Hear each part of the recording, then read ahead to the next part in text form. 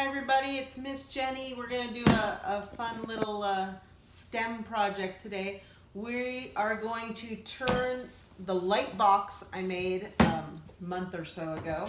We're going to turn that into another toy.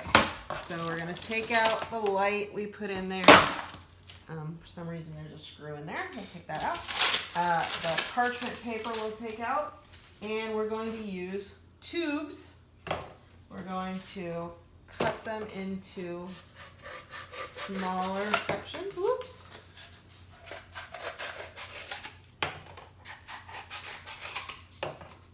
And a couple here.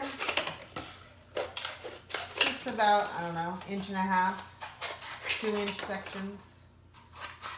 Bigger if you want, smaller if you want.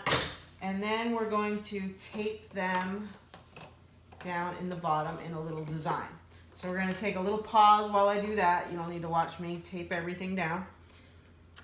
And I'll be right back. Okay, so I've cut them up. I've taped them all in. I even put numbers on them, 1 through 10, or you can do ABCs, or you could put the letters of their name and have them try to spell their name out. And then we're going to get a marble. If you're afraid your child will eat a marble, then a pom-pom or a bigger ball or something, but they need to be able to fit through the hole. It could be a little, any kind of little toy. And then you're trying to get them through the obstacle course by manipulating the tray. This is a little hard, but it's fun, and I think they'll have a good time doing it.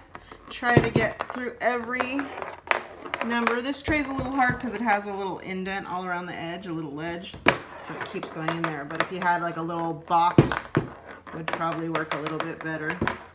But it's kind of fun. Teaches them number recognition, concentration, eye-hand coordination, all kinds of fun things. Just make sure you get your marble back at the end so we don't have anybody putting it in their mouth. Enjoy, have a fun day, and I'll see you next time. Bye.